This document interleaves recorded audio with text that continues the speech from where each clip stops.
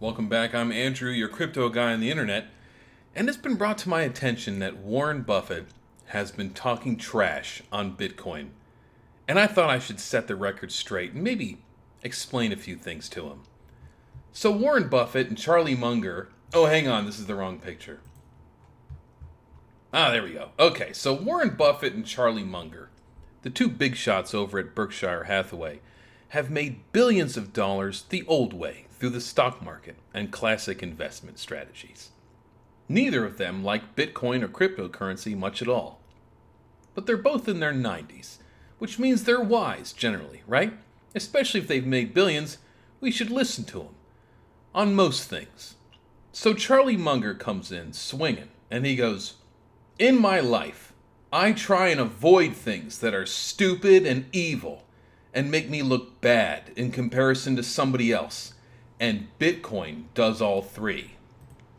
In the first place, Bitcoin is stupid because it's still likely to go to zero. It's evil because it undermines the Federal Reserve System. And third, it makes us look foolish compared to the communist leader in China. He was smart enough to ban Bitcoin in China." So let's go over all three of these mistakes in detail, shall we? All right, Charlie. So, in the first place, Bitcoin is stupid because it's still likely to go to zero. Now, he doesn't explain why he thinks that, but there is one prevailing theory of why Bitcoin could go to zero, and it's ultimately incorrect. It's based on, we know that Bitcoin has a hard limit of 21 million. We're already at 19 million of those, have already been produced by Bitcoin miners. We go through something called a halvening every few years. And what that does is it cuts the reward in half for Bitcoin miners. So they get fewer and fewer Bitcoin as time goes on, as reward for completing blocks in the blockchain and operating the Bitcoin network as a whole. So the idea is that eventually it simply won't be profitable anymore for Bitcoin miners to operate the Bitcoin network, and so they'll simply unplug the whole thing. What Charlie doesn't understand is before we get anywhere near that point, Bitcoin miners will be paid in network fees, just like how we get paid with staking cryptocurrency. Those crazy interest rates are based on the network fees. So if you send some Bitcoin to somebody, a teeny tiny piece of it is taken off and given to the Bitcoin miners to help their operating costs, to make it worthwhile for them to keep the network going, right? Visa does the same thing. If you have a business and you have Visa card capabilities, they charge a fee, right, to keep the whole network going. Bitcoin miners would do something very similar. The only other real reason that Bitcoin will go to zero is if the entire planet is destroyed by a meteor. So short of that, Bitcoin is not going to zero. So Charlie's wrong on that one. Simply because the miners would get paid through network fees. Okay? Number two, Bitcoin is evil because it undermines the Federal Reserve System, which is something Emperor Palpatine would say. So Bitcoin was created in response to the 2008 financial crisis, which was spurned by subprime mortgages, all kept afloat throughout the Federal Reserve System. So the Federal Reserve is not part of the government. It's a private entity outside of the government that prints money on demand for the government because they constantly spend more money than they actually have.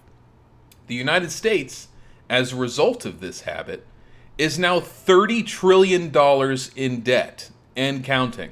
Okay? If you had a friend who was $30 trillion in debt and they asked you to, "Hey man, can you give me a few bucks?" you would say, "Get the fuck off my porch. You're already $30 trillion in debt." Okay? But that's the Federal Reserve System, and any counter to that is apparently the bad thing, right? So Bitcoin was created as a means for people to remain financially independent in the face of corrupt government policies, scumbag politicians, slimy bankers, and warmongers. Okay?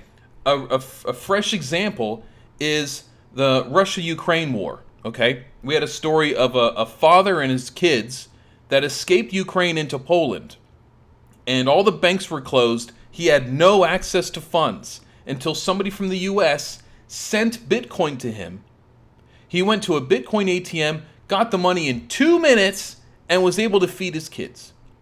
The Federal Reserve didn't save him. The US dollar didn't save him. The Russian ruble, the Chinese yuan didn't do shit. It was Bitcoin that came through. Instantly. Okay? That's what Bitcoin is for. It's to keep you independent in the face of total corrupt governments, wars, failing fiat currencies, inflation. That's why we have Bitcoin. So it's a counter to the old system that we know is broken and corrupt.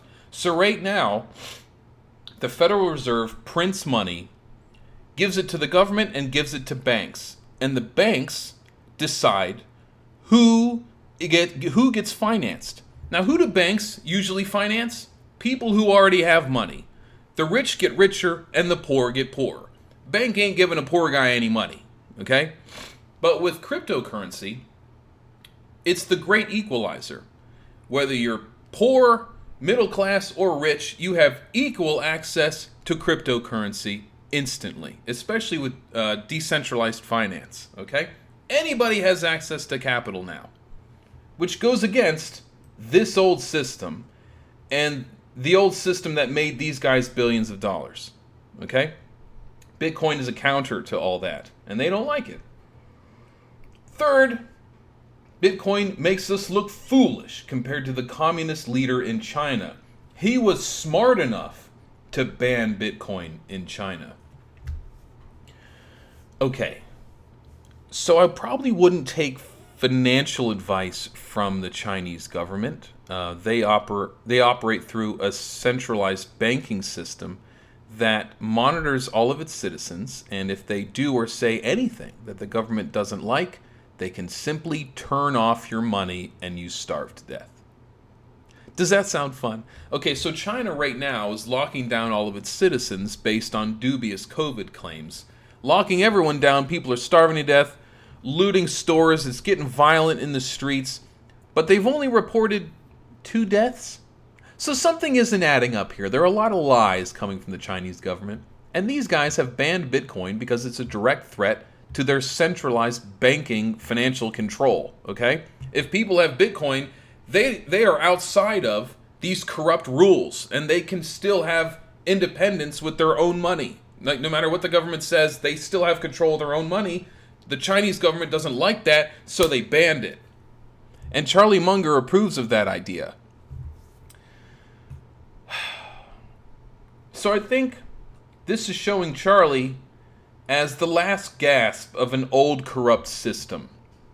And Warren Buffett doubled down, saying, I wouldn't give you $25 for all the Bitcoin in the world, because it's empty magic, it's a scam. Bitcoin doesn't produce anything. Now, by that same token, you know what else doesn't produce anything? Google, Facebook, Snapchat, TikTok, Instagram, the internet as a whole.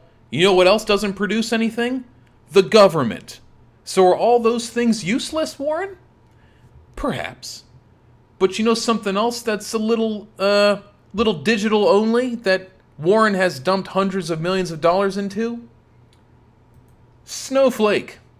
Snowflake does cloud storage. And how's that doing? Shitty.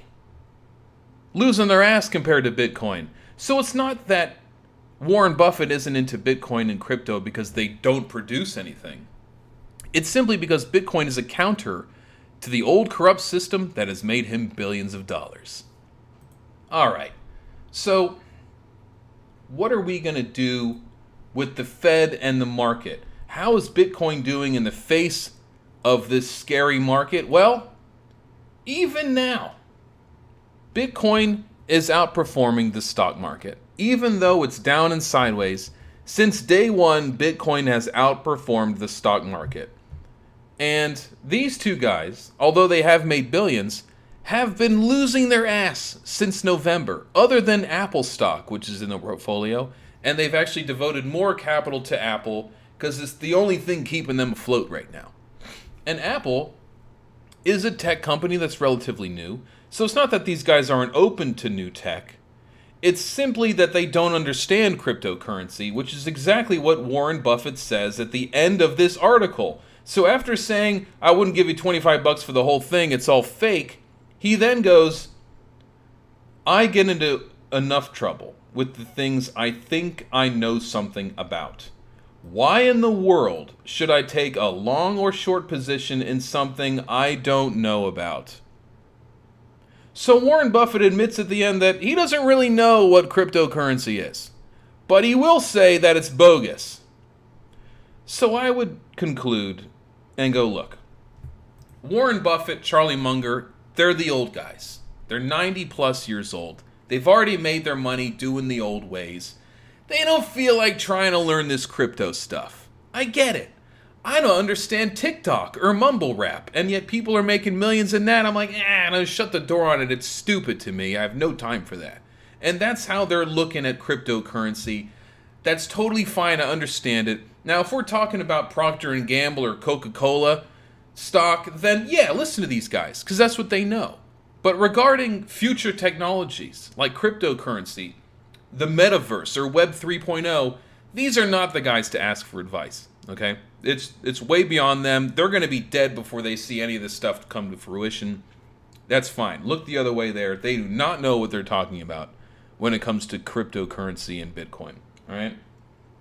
So let's talk about the Fed. Boy, Jerome Powell has a stressful week ahead of him. He has to combat inflation locally because it's the worst it's been in 40 plus years. The stock market just had the worst start to a year since the Great Depression. No shit, it's that bad. And we just got our GDP numbers in. We thought the GDP would have grown 1%. It went down 1.4%. And if you get two reports like that in a row, that means a recession, meaning we could be in a recession right now. And the scary part is, if the United States economy is in a recession, that means the entire world falls into a recession. So this guy has the weight of the world on his back. He has to increase the interest rates to kind of reel in this crazy inflation. But if he does that, he could destroy the world. Okay? So like, as someone whose entire net worth is based on stocks and cryptocurrency, I kind of want Jerome Powell to go easy on us so my investments come back up. But I'm also afraid of inflation continuing the way it has been, and then it'll cost me $500 for some chicken fingers. Okay? So like, we got to meet in the middle somewhere. And if you're looking at the DXY is the dollar's buying power compared to other world currencies like the Japanese yen and the euro and the British pound and the Canadian dollar. And compared to everybody else who's still printing money, the United States is doing much better, okay?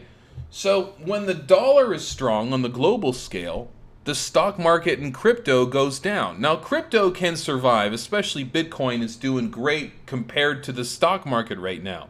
Now, you might have Bitcoin and go, this sucks. But if you compare it to the stock market, it's doing much better. And it's always been that way. Every day for 12 years, Bitcoin has outperformed the stock market. So even if you bought at the peak, Bitcoin, you bought it at 68, 69,000, like an idiot, and a lot of people did.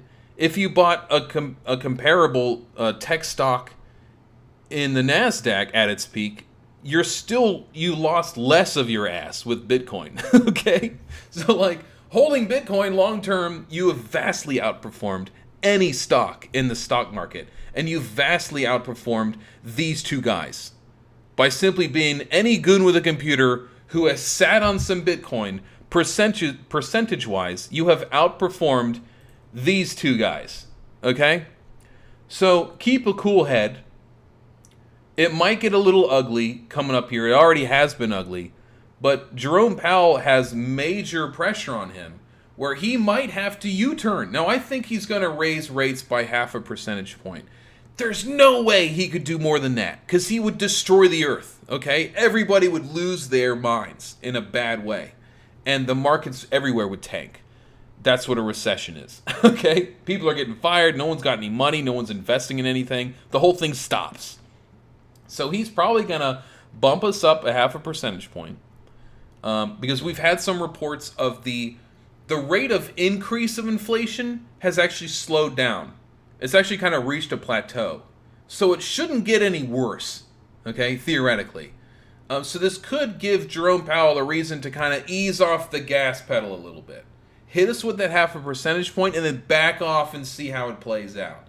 Because if inflation slows down and starts to turn around, then maybe Jerome will go easy because he doesn't want to destroy the world through a global recession, right? He's just trying to do his job the best he can. So we have to wait and see what he does. But if he U-turns on this from global pressure, hey, we don't want a world recession, man, go easy on us, then that's when you see Bitcoin and all your investments turn around and go back up. So that's what we're waiting to see here. Bottom line is, I just wanted to let you know that Warren Buffett and Charlie Munger don't know what they're talking about when it comes to Bitcoin and crypto. So don't be scared out of the market. If anything, they're trying to increase FUD, fear, uncertainty, and doubt, so they can buy it cheaper for themselves.